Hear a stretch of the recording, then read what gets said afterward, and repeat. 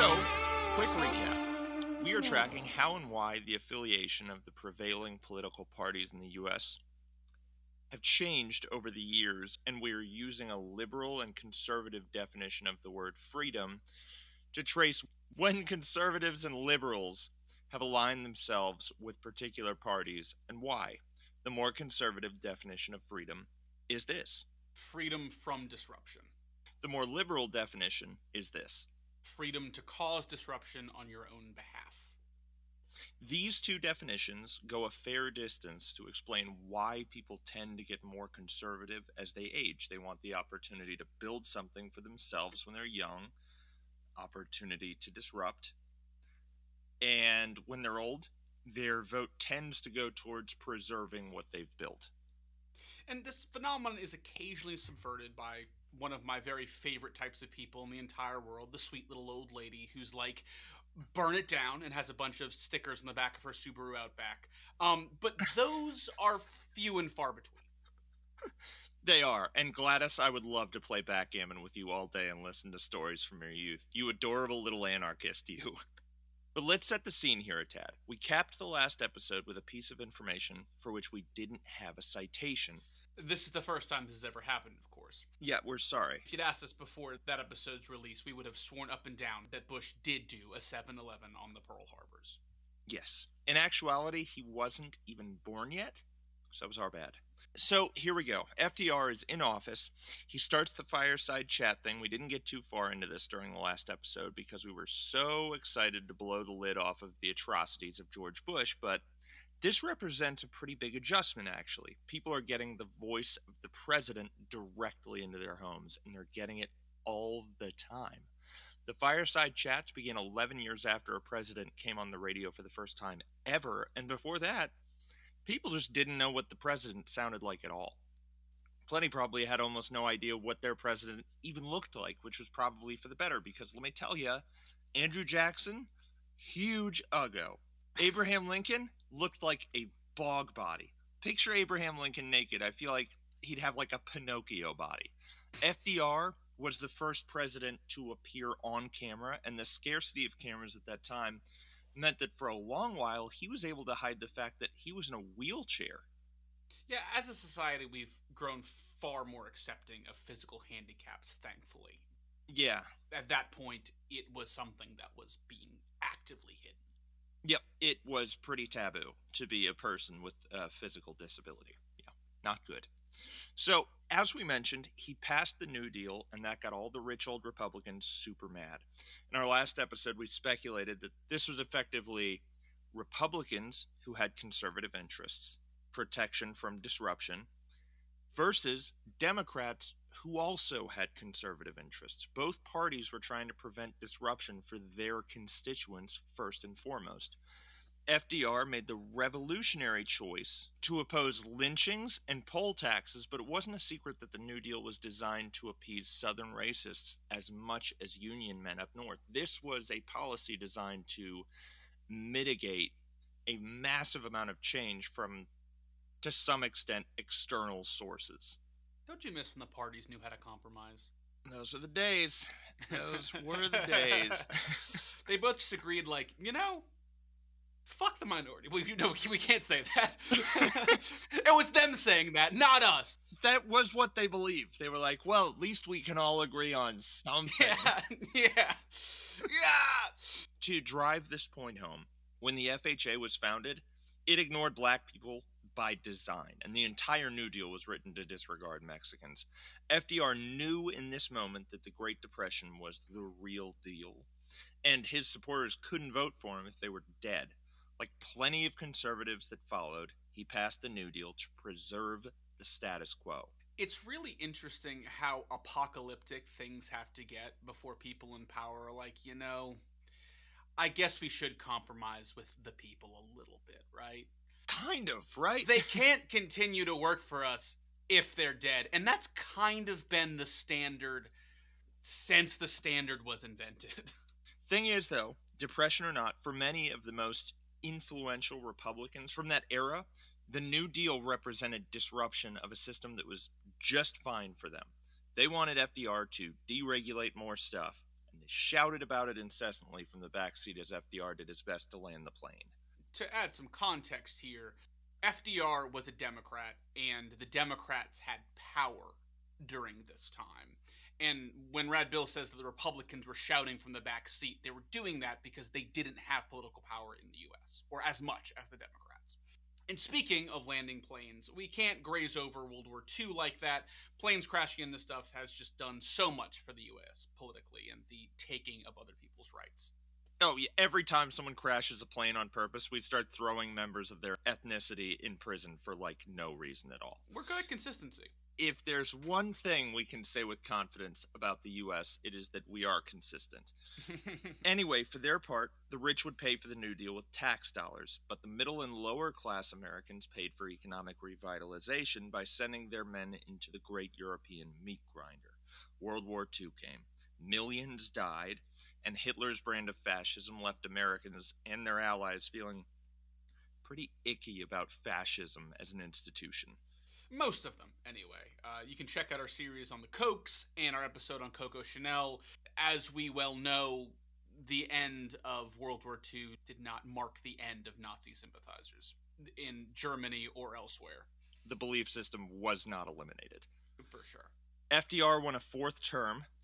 And I keep butting in here, but for those that don't know, in the US, up until this point, the two-term president thing was a gentleman's agreement. There wasn't anything specific saying that a president can only take 2 terms. So with FDR going for a 4th term, remember the Republicans were the minority in the US government, so they were terrified that FDR and the Democrats were going to take over the government. And this was exacerbated by the fact that the Republicans, or a lot of the Republicans, thought that FDR was secretly a communist. We'll get to that in a bit. Red Scare shit was rampant back then. It's fascinating to me how much time we spend in school being assured by our civics and economics teachers that it's foolproof. The whole American thing is foolproof, and you find out just how much of it is just unsigned, back of the cocktail napkin agreements and principles, and then someone disregards them and everyone collectively goes, oh shit. No one ever was worried about running for 3 terms of presidents. People lived to like 35 back then anyway. That's not true. Yeah, it's not like that could ever happen. That's a joke, but who wants to be president for 3 terms? Like, dear God in heaven, 12 years of your life being the most hated person by at least half of the country? No, thank you. So the color left Republican skin when he won a 4th term, and then he died a few months later, ceding the White House to a Mr. Harry Truman.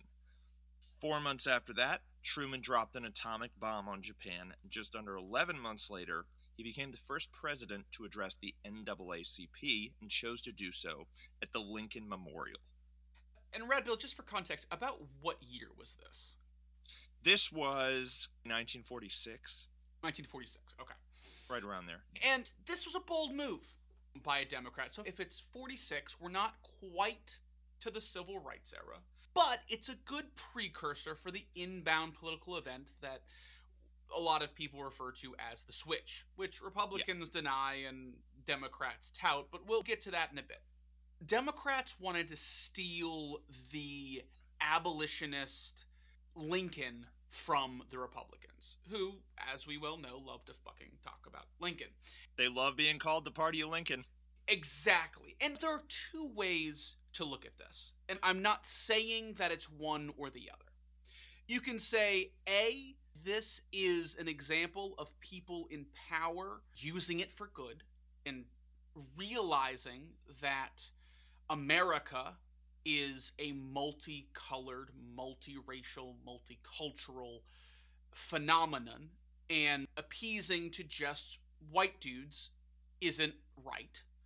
Or you could take a little more skeptical of an approach and say, well, maybe the Democrats were just looking for more votes, and they realized that the quote-unquote black vote was an untapped reservoir of political capital.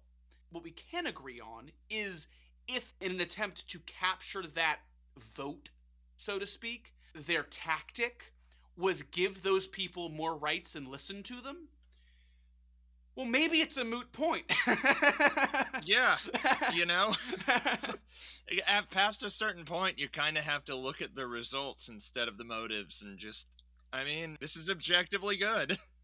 Truman followed this up with another banger in 1948 when Democrats endorsed the civil rights movement and desegregated the military. When African Americans began aligning themselves with the Democrats, it was because the Democrats became the party of organized labor in the 30s. Yeah, this was the better side of a shitty ultimatum at the time.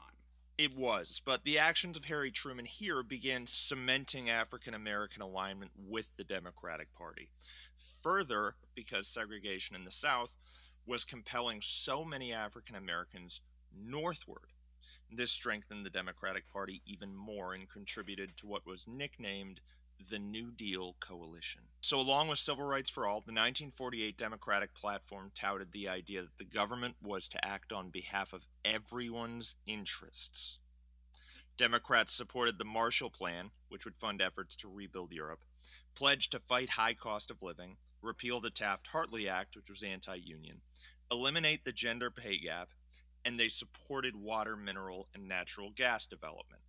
They also favored aid in the face of emergency, infrastructure investment, enforcement of antitrust law, admission of 400,000 immigrants, funding for public and private research facilities, and, like everyone else, they opposed communism, they favored fighting aggressive expansion thereof, and they prioritized national development over tax cuts. So, a lot of what we see in the current Democratic platform was kind of already here. What were the Republicans doing while the Democrats were becoming the Democrats? That's a good question, actually. So this was back when a lot of the platform was rooted in common sense stuff. Granted, the stuff that wasn't common sense was completely fucked up. True. To fight inflation, Republicans pledged to stimulate the production side to lower prices, and they wanted public debt reduction. They pledged fairness to employers. They rejected the right of workers to disruptively strike. They pledged a general reduction in the reliance on law, but support for those in need overall. Support for public health, scientific research. They supported Social Security and to support countries that were rebuilding, but more on a self-help basis, which we hear an awful lot today. They were ardent supporters for civil rights. Some say they were more ardent than the Democrats at this point. Also, they advocated for progressive reduction in government waste and the elimination of redundant centralization. The states should have the right to decide their fate on their own on some measures, they thought. Less central government, people. It should be decentralized, like a bunch of little governments to cater to the specific needs of their respective domains, basically. So, I'm sure those listening notice that something's missing. And that is states' rights. Nowhere in the mission statement of these two parties are states' rights explicitly mentioned. This is the problem with the two-party system. To address this concern, Strom Thurmond, already a middle-aged man at this point, he lived to like 100-something, stepped up to be the presidential candidate for the States' Rights Party. You might know them as the Dixiecrats. Less central government means more decentralized government, which means states' Right? rights. Yeah, it does. It is almost mentioned right on the nose in the Republican platform, but it's pretty telling, right? That they came in and they were like, well, I don't feel like states' rights are touted enough in the Republican platform. It's like, dude, it's like three of their bullets. Wait a minute, Strom. States' rights to do what, pal? What are we needing to do that some states aren't chill with? Tellingly, the Dixiecrat or states' rights platform had 9 pillars. The first 3 were about how the Constitution is sacred and that no one shall intrude on the rights granted by the Constitution. The following 3 are about how segregation must be protected. Oh, there it is. That's what the states needed a right to do, Strom. I was waiting for it. It was in there somewhere. The last three claimed that if segregation were repealed, the U.S. would be a police state. And then the last one obviously urges the election of Strom Thurmond. This is when racism began getting sort of supplanted into political ideology, I feel like. Like, it wasn't being explicitly mentioned here because they knew that as an ideology it sucked. Well, that and like we're getting to a point as a country. Now, we're making sweeping generalizations here. The country is still a very big place where being explicitly racist in a very broad setting like on TV or in a presidential campaign is going to lose you more votes than it's going to win you.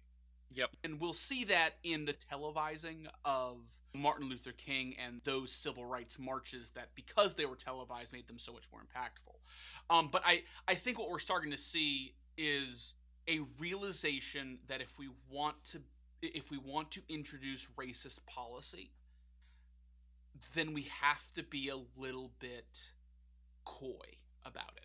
We have to make it about something other than just the racism on its own. It Right. has to be tied to the implications of Correct. eliminating segregation or of the implications to small business owners or whatever Right. else. It's like the people who are very anti LGBTQ, and it's because we have to protect the kids. Yep.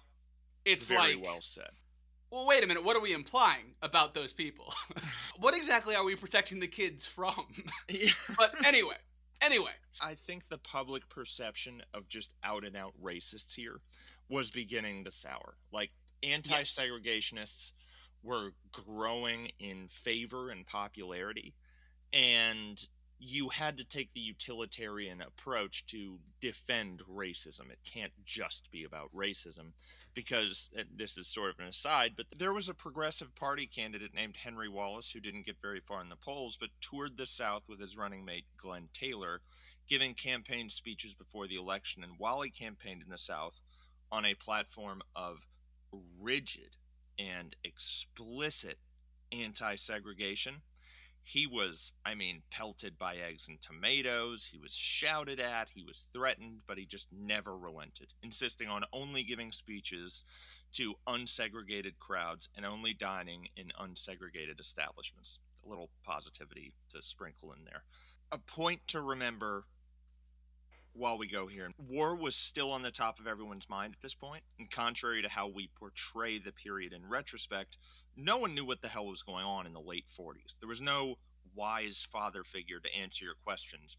Wounded and traumatized war vets were everywhere, and the Cold War had risen from the ashes of World War II.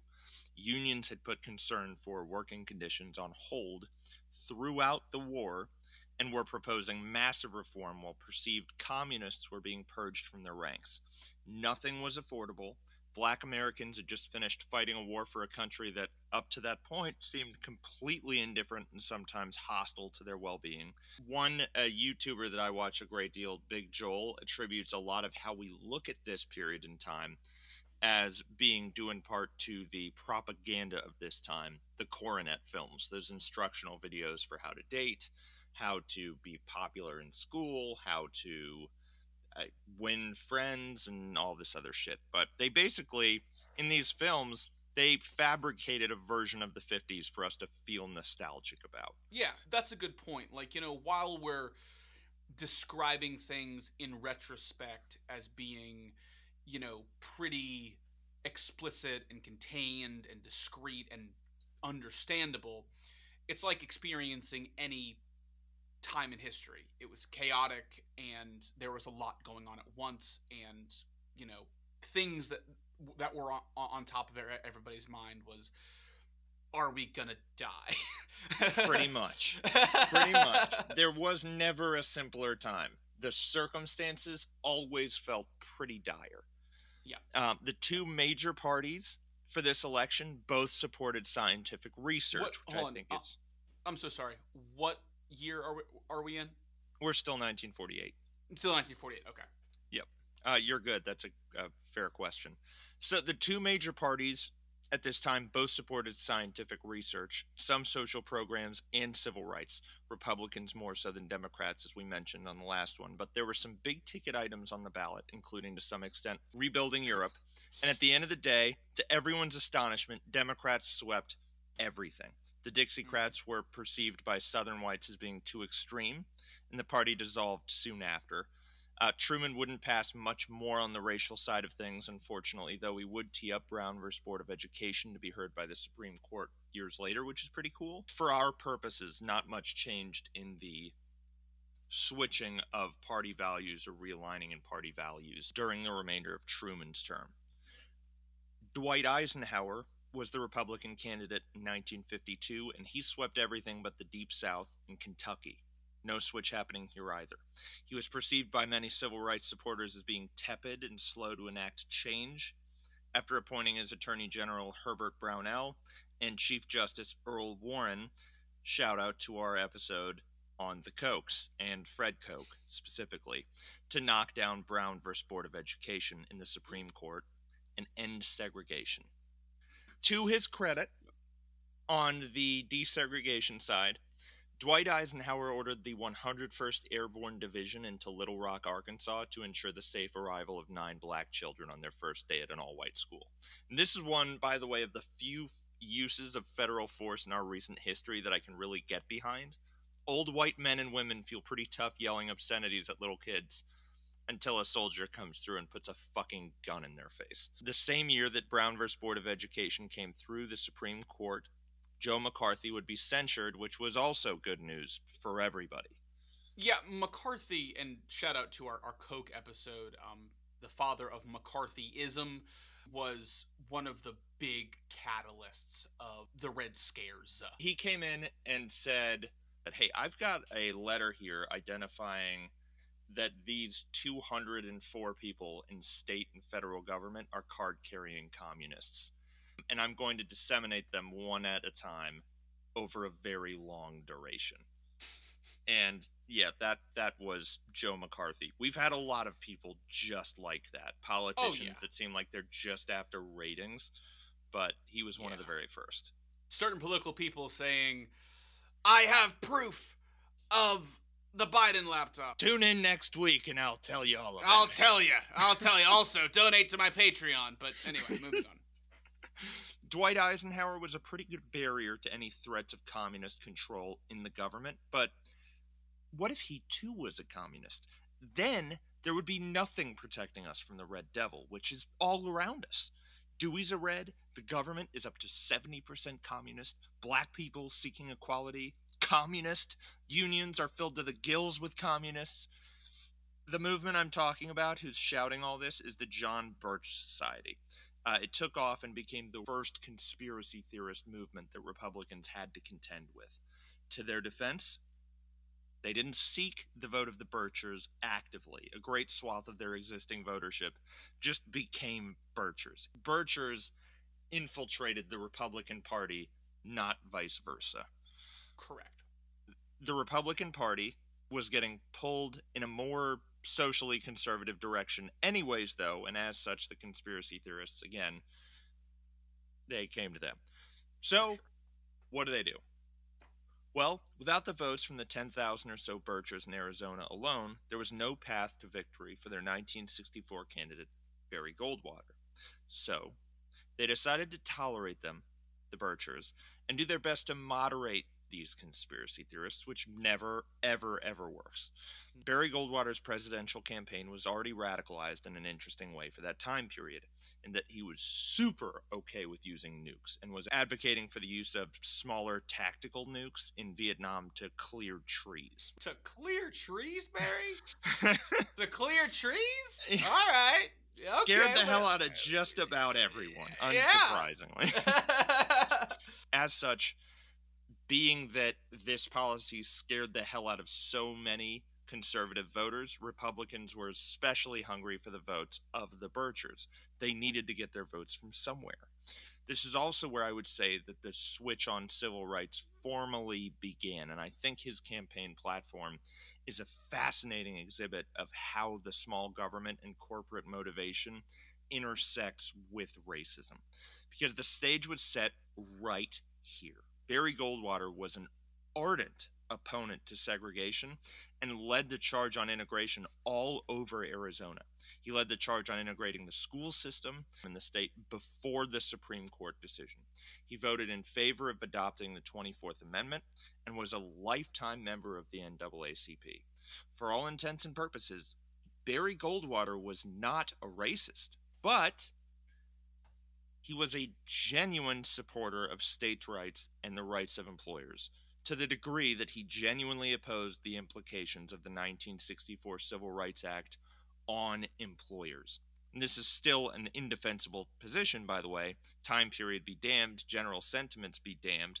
But for Southern racists, Barry Goldwater was the ultimate plausible deniability candidate because for all purposes, he was anti segregation. He just happened to oppose it due to the way that it affected the interests of business people and the interests of small government. So, on civil rights, he was the far right candidate who used moderate logic to defend those horrid positions. And for the first time in decades, Barry, the pro nuke guy, was able to secure his home state of Arizona. On behalf of Republicans, thanks to his catering to the John Birch Society. And crucially, he was also able to secure the vote of the Deep South for Republicans. Which is huge. Huge. Because remember, they were all Democrats. They were. Oh, yeah. Deep blue. So when we're talking about the quote unquote switch, that's huge. Also, I think it brings up an interesting question as to whether, and I kind of alluded to this earlier, whether candidates and party leaders move their goalposts to appeal to certain segments of the population and their ideologies, or if certain segments just naturally flow into one voting block or another. In this story, it doesn't seem like Barry's or the Republicans in general are really trying to get this conspiracy theorist vote. There's like, shit, they're voters. We need voters, so I guess we won't scare them away. We think they're fucking crazy, but I mean, a vote's a vote, right? Yeah, they went after the leadership of the John Birch Society to the extent that they were saying the leadership's unreasonable. The Birchers are cool though. Yeah, they're cool guys. We'll take them if they're going to ballot boxes. I guess they can vote for us. Yeah, which I think recent history shows what happens when we tolerate or take that position with certain voting blocks. But anyway, right. And another interesting thing is that I think isolationism was frequently a tenet among racist politics, or the folks that favored more racist policy. And the other remarkable thing here is you have someone who's saying, let's just nuke other countries to solve our problems. And the racists are like, yeah, no, we're cool with that. We're cool with that part. It's sort of disregarded. It really shows the sort of priorities of the movement and of the votership in the Deep South. Despite what they claimed, it was simple. Southern Republicans coveted their racism and were willing to risk nuclear fallout to preserve it. The shift was really only about racism, which is frustrating. Going into these episodes, I thought it might have been about a little more than that, but it's racism, the money that racism makes people, and more racism. Well, so again, participatory culture is an interesting phenomenon. The voters influence leadership, and the leadership influences the voters, and it can kind of become a chicken and the egg. It can. Conversation. But I think, again, I made this point earlier, the causes become kind of moot when we start looking at the results, because the results are what matter, Yeah. To the Republicans who are less concerned about the racism stuff, the so-called fiscal conservatives of the time, this nuke shit was scary as hell, and they were having none of this. They took their business elsewhere. Lyndon Johnson won every other state, and in 1965, passed the Voting Rights Act, which further alarmed those Southern racists. And remind me, what is the Voting Rights Act? The Voting Rights Act basically made it so that you couldn't impose poll taxes. It just enshrined in law the rights of black Americans to vote in Hmm. elections, regardless of where they were in the United States. It made voting more accessible, is what I'm hearing. It did indeed. This is one of the many states' rights issues that Republicans held so near, was the state should have the right to choose how elections are conducted within Hmm. that state. And that's what they really meant. Poll Gotcha. taxes, bag tests, the rest. Yeah, things to dissuade people they didn't want voting from voting. Makes sense. Correct. What I sort of gathered while researching this was really that this is not a story of Democrats courting black voters, because for a while both parties were for the end of segregation.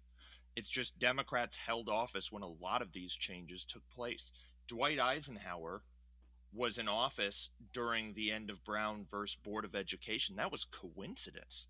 Yeah. And a lot of it was coincidence on the Democrat side as well. But ultimately, the Republicans are the ones that made the conscientious choice to say, hey, there's an opportunity here. Let's court the racist folks. Let's get their So vote. what I would ask, and I think this is a good conversation, um, is how did they do that? How did they court the racists? Do you think, other than Barry Goldwater being all states' rights? Right? So going in, Nixon, who was really like one of the pioneers of this, and his strategist knew that although he got his ass kicked, Barry Goldwater's campaign had seen a huge, as you mentioned, victory and created a brilliant starting point for the reinvention of the party. The Republican Party had secured 5 of the most stubbornly Democratic states in the Union, basically just catering to their racist beliefs, and used tolerance of conspiracy to secure Arizona, which will have no future implications of all.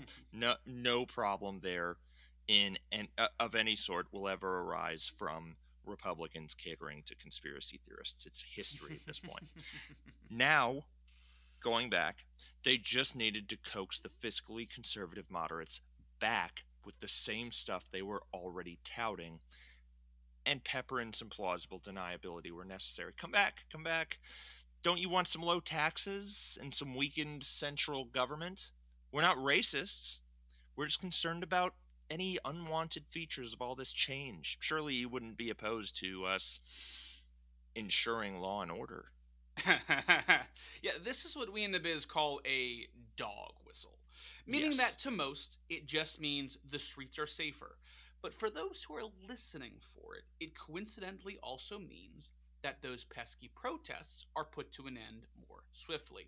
And when old Dickie Nick was saying it, he meant that they would be sternly addressing civil rights protests and protests against the Vietnam War. Yep. And states' rights was unsurprisingly a feature of Nixon's campaign. And this, too, is a dog whistle. And as we've already discussed, it really just means states' rights to do what? And that's oppress minorities. Yep. Um, Segregate. yeah, and he referenced self-reliance a great deal as well, which to white Southerners meant that they were just being loud about their racist beliefs. And all the other white people believed exactly what they believed. They just didn't have the conviction to say it out loud. Think, he speaks his mind. Yep. Lastly, Richard Nixon campaigned hard on morality, decency, family values, and normalcy. And if you have seen anything coming out of the conservative, you know, think tanks, we know what these are dog whistles for today. Yep. And back then, they helped captivate white evangelicals, who will be an interesting voting bloc in the Republican Party very soon. For sure. So basically, Barry came in, said all this stuff about states' rights, and then another huge decision they made was to not refute any of it. Right. It's not refuted, it's not mentioned, which still means it's part of the platform. And there are Right. all these other kind of vague, arbitrary mission statements that tepidly endorse the lingering presence of those pro segregation stances. It also helped Nixon a great deal during this time that an even dipshittier George Wallace was campaigning as a Democrat and saying all the racist stuff out loud. This meant that Nixon could play the sorry for my creepy friend card that men sometimes play when hitting on a woman in front of whom their now crying friend of 20 years embarrassed himself approaching minutes before. George Wallace said all the racist stuff, and that made Nixon look extra reasonable and even somewhat charming in comparison, which is really saying a lot for Richard Nixon. Yes. And George Wallace is a really interesting phenomenon to illustrate the fact that parties don't always agree with each other. Something that we've been talking about throughout this episode is, what the Republicans versus the Democrats think. But the fact of the matter is, the Republicans sometimes don't agree with the Republicans, and the Democrats don't agree with the Democrats. And we don't have time to go into the really nitty gritty stuff. So, what we've been doing here is really talking about what the more prominent voices tend to think, or what the official platforms are. So, yeah, quick aside there to just talk about the fact that there is diversity amongst people within, even powerful people within American political parties. We're just talking about them on the highest level possible, so this isn't an 8-hour episode. But Nixon takes these assets, all of them laid out before him, an explicitly racist, freak show conservative Alabama Democrat, a gullible coalition of moderate Republicans, and a dash of catering to evangelicals, which was a first, and he wins himself a presidency. Yeah, so up until this point, politicians to some degree sought to avoid explicit religious endorsements For good reason. because many religious sects, and at this time Christianity is the most prominent, they don't like each other a lot. So it's one of those things where saying you're a Presbyterian will win you a lot of Presbyterian votes and then lose you all of the Baptist votes. Yeah. So up until this time, it was one of those things that we just didn't really talk about because it really wasn't pragmatic to get votes. Nixon started us down this path, and Reagan would lean in really hard. Evangelicals hated Jimmy Carter with a burning vitriol and would come Yeah. out in droves to support Reagan when he was running against Carter. Yeah. It's a funny thing. I think there are two other reasons that religious groups weren't catered to a ton. I think one of them was just overflow from the Puritan phase. No one liked those Puritans. They were kind of a bummer. And, the other thing is that the evangelicals, particularly, really wanted God in the government. Yeah, and everybody was like, maybe not. Maybe we shouldn't do that. So maybe we should just let them do their own thing. vote on the fringe issues and kind of leave it from there. I truly believe that Southern evangelicals and other Northern sects were talking about their beliefs or whatever, and they were like, all right, well, we think Jesus died on the cross, and the other guys were like, all right, that's cool. We believe that there's a heaven and hell, and they were like, all right, that's chill too. Oh, and we don't drink. And everybody else was like, oh, fuck you. Yeah. All right. In 1955, I can't drink? Kill me. The Catholics are like, hold on, I gotta step out and make a call real fast. Yeah, exactly. Bottom line, for a long time, we just didn't talk about religion and politics in the same breath. And then Richard Nixon figured out that he could get more votes because of it, and now everything's worse. So thanks, man. So Nixon wins the presidency, and with a little crime, he fucks around and gets elected again. Yep. And since this moment, the dog whistles we just mentioned have become core tenets of the Republican platform and have captured the Deep South for Republicans, and they've pretty much held on to them ever since. Oh, yeah. Nixon, the one who is collectively understood to be like the worst Republican of all time, He's the one who really kicked the Southern strategy into gear. But you want to hear something nuts?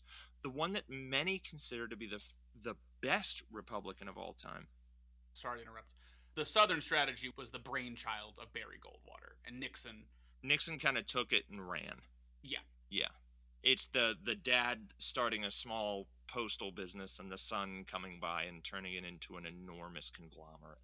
Yeah. But yeah, so the one that many consider to be the best Republican of all time used this bullshit during his presidency and was navigating the Birchers and all their insane bullshit at the same time as Barry Goldwater back in the 60s. I'm talking, of course, about Ronald Reagan.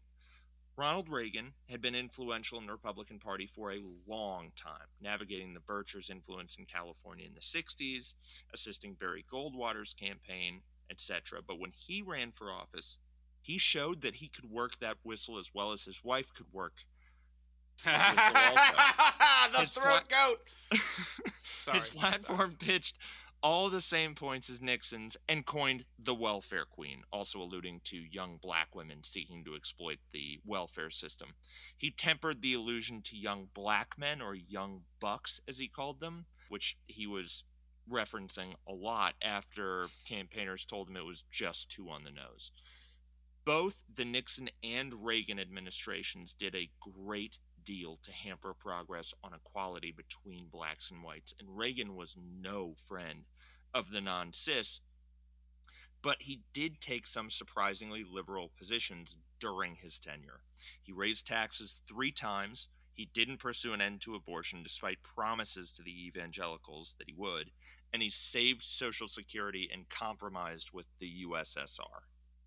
Yeah, fear of this liberal thinking is what got David Koch on the ticket as a libertarian in 1980. Again, check out our series on the Kochs. They're going to keep coming up. Yeah, it also helped found the Americans for Tax Reform, a lobbying group headed today by Grover Norquist, who is shockingly old. Basically, this lobbying group all but forces Republicans to sign a pledge that they will not raise taxes or eliminate tax breaks during their time in office. So now you have the dog whistles. You have the anti-raising of taxes, and not just like we want to prioritize tax cuts over reforms and improvements. It is an explicit, we don't want to raise taxes. Period. End of story. That's there. You have the catering to evangelicals, which will grow and grow, etc. So we're really starting to see the Republican Party become what it is today. Before leaving office, Reagan vetoed renewal of the Fair Broadcasting Act, which meant that news broadcasters no longer had to broadcast both sides of a specific argument. This was tired legislation and was probably deeply frustrating during civil rights demonstrations, but its elimination gave rise to Fox News, CNN, and all of the pundits associated therewith. Thanks, Ron. Thanks, Ron. We really appreciate that. He did a lot of good stuff that made things good. Bush Sr. was elected and carried on Reagan's policy choices for one term, where he raised taxes and ignored a recession, before Bill Clinton took back Capitol Hill for the Democrats. Bill didn't do that by pitching further advancement for black folks. He won the White House by touting the same tough-on-crime nonsense that Reagan pitched, and he promised he would do more to combat economic issues to court those same moderate Republicans that had handed the elections to Reagan and Bush before. Bill Clinton's platform was promote, and I'm quoting here, personal responsibility, individual liberty, tolerance, faith, family, and hard work. In a lot of ways, Bill Clinton was a conservative. He passed the largest crime bill in America's history and presided over the one strike you're out policy, which increased Section 8 evictions by 84% in 6 months. And we should mention here, remember our definitions. Conservative is freedom from disruption. Yes. And Bill Clinton's priorities here are the freedom from disruption of crime, or freedom from disruption over people who live in low-income housing. Clinton is, in his policymaking, reinforcing status quo power dynamics. as opposed to giving more opportunity to change them. That's it. Tough on crime from here forward will become a pissing contest, the competitive streams of which show no signs of slowing even today. Something else you may be catching on to here is that we've spent a lot of time talking about Republicans and the changes that their party has seen. That decision was made conscientiously, in no small part due to the fact that after the Southern strategy was put into effect, the Republican Party, already very business friendly, would be working mighty hard to capture the votes of evangelicals and racists. And often these two intersect quite eloquently with one another and those of big business, particularly in the South. Democrats, to their credit, somewhat understood that the racists were going to be staying gone. And starting in 1988, they began vying for the college educated, non union vote to whatever degree they could by commencing a noticeable shift to America's then political center. Al Gore and Joe Biden both aided this push a great deal. How are Democrats going to appeal to business folks, workers, and minorities? They proposed a new movement that they called Doing Good by Doing Well. They're going to help the business and the market, and thus help all of those currently underserved. This concept is actually pretty well explained by our freedom dichotomy. Democrats were going to be business friendly, and rather than intervening on business affairs on behalf of minorities, the poor and the workers, they were going to create programs that would enable these groups to join the markets. Here they are, theoretically providing freedom from disruption to those who don't want things to change, who liked Reagan, who liked Bush Sr., and they're also affording those seeking to disrupt the tools needed to open a bank account, get a house, and start a business. Freedom to disrupt on your own behalf. Win-win. Here's the thing. What ending poverty via non-interventional economic participation requires is corporate partnerships. Functions of the government that were once funded by taxpayers now rest on the shoulders of corporations who must simultaneously post profits. Here's a hypothetical. I have a bunch of Section 8 housing, and what I'd like to do instead of continue funding this housing project is make it easier for those residents to get a mortgage. What do I do in this case? I partner with banks. What I've just gained is a solution that is less burdensome to the taxpayer, and what I've just lost is a great deal of policy oversight, and unsurprisingly, these policies made some already rich folks far richer, and plenty of poor folks just stayed poor. Now, this part's speculation, but all the pro-business stuff that happened while Reagan and Clinton were in office, I think contributes a great deal to the bizarre businessman fetishization that we have now. All the, like, bring a businessman in and see how he handles all the redundancy and bureaucracy, that kind of sentiment. Have you ever worked for a big business? There's a lot of that. It's all that. I do some work with large companies, and no one knows what the fuck is going on anywhere. The ones who get ahead are just really good at making everything other people's problems. But anyway, moving on. So, after Clinton, Bush Jr. wins the election, and 2 years after that, Consumers for a Sound Economy, check out our Coke episode, founded a movement called the Tea Party. Keep in mind, this was a Coke thing, and the Kochs ran a libertarian ticket to the right of Reagan in the 80s because they didn't think he was asking appropriately corporate-friendly questions. Why hike taxes if you don't need to? Here's a better question. Why hike taxes ever? Why have any environmental or consumer protections? Companies and people can work that out on their own. Why have an agency that tells us what kind of food we can and can't eat? We don't need a nanny state. Coke-backed lobbying groups don't want to be told no by anybody. There's a lot we can talk about for the duration of the Bush presidency. Maybe we'll do another episode on it. Just kidding. We're never touching that ever, unless, Money Mike, you want to. I don't. Yeah. But here are the big beats for the sake of this episode. Bush held on to the House majority for a long time. He didn't give it up until 2006. There were tax breaks. There was a lot of work to advocate torturing people. We found a source that breaks it into bullets, and we encourage you to check it out. We'll mark it in the Bibbidi Boo thing. But here are the big ones for the purpose of this episode. In January of 2001, Bush signed a bill deregulating religious charities and their efforts to tackle community initiatives. Already influential religious groups get a big boost from this.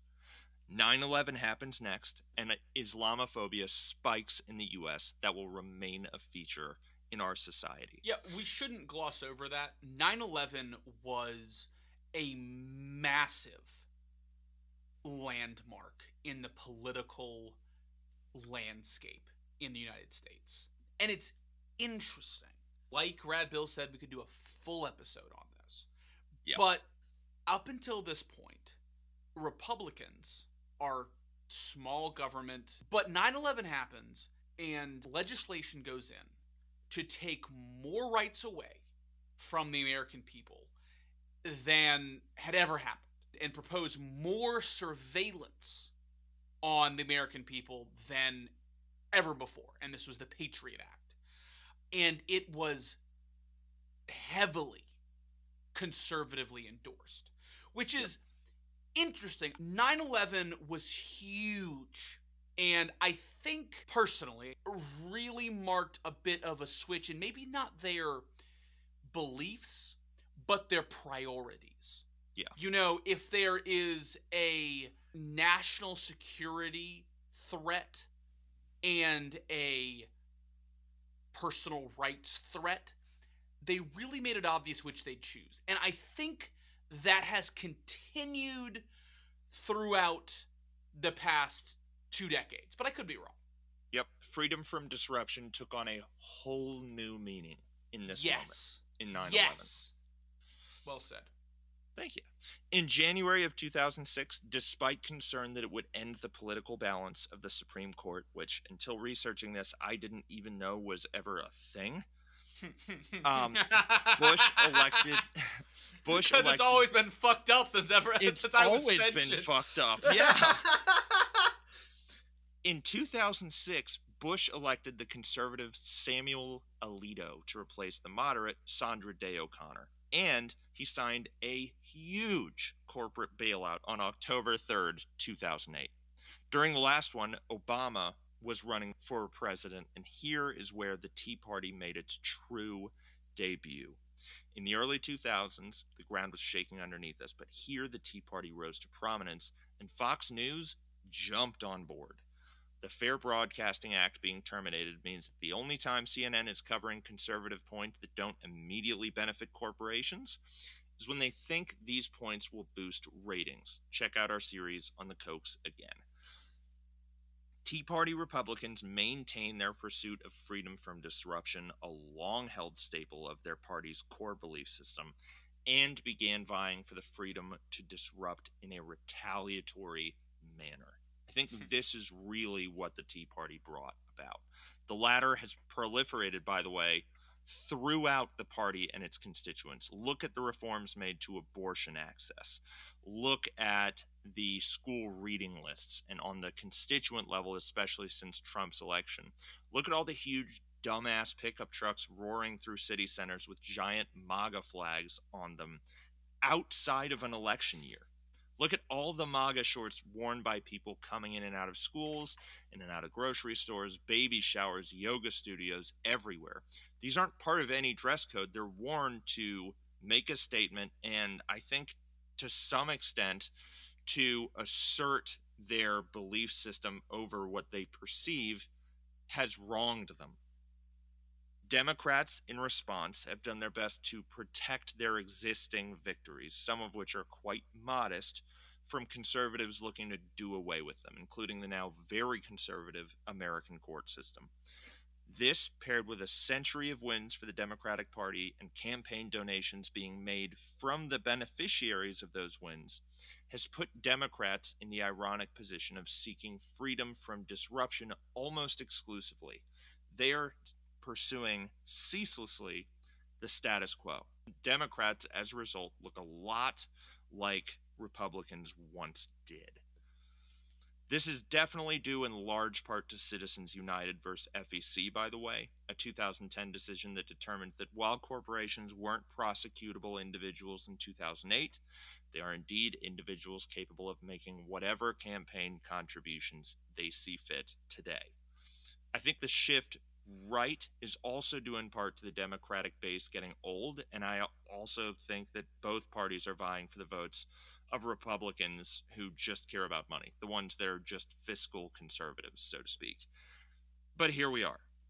Both of these choices are lousy, but despite the dichotomy we described in the story we've just told, another party has been there for decades, eager to earn your vote. This party, too, is a believer that for a sustained period, you can pursue both freedom from disruption and the freedom to disrupt on your own behalf. It's the American Libertarian Party, of course, and in 2016, they nominated one of the most interesting presidential candidates the United States has ever seen. Join us next time as we begin our series on John McAfee. Quick note here. That sure sounded like an endorsement for the American Libertarian Party. Um, it it was not an endorsement for the American. It is not one of those. Sometimes the bit just goes a little too far. So, Sorry, yeah. yeah. Thanks for. I forget to breathe, and it sounds like I'm being sincere. I was reading that like, uh-oh. Yeah, yikes. Do we sound like libertarians right now? That'd be bad. But anyway, we are not. But thanks, everyone. Tune in next time. Thank you so much for listening. Check out our subreddit, our Twitter, and email us if you have anything. It's all in the down there stuff. And Goodbye.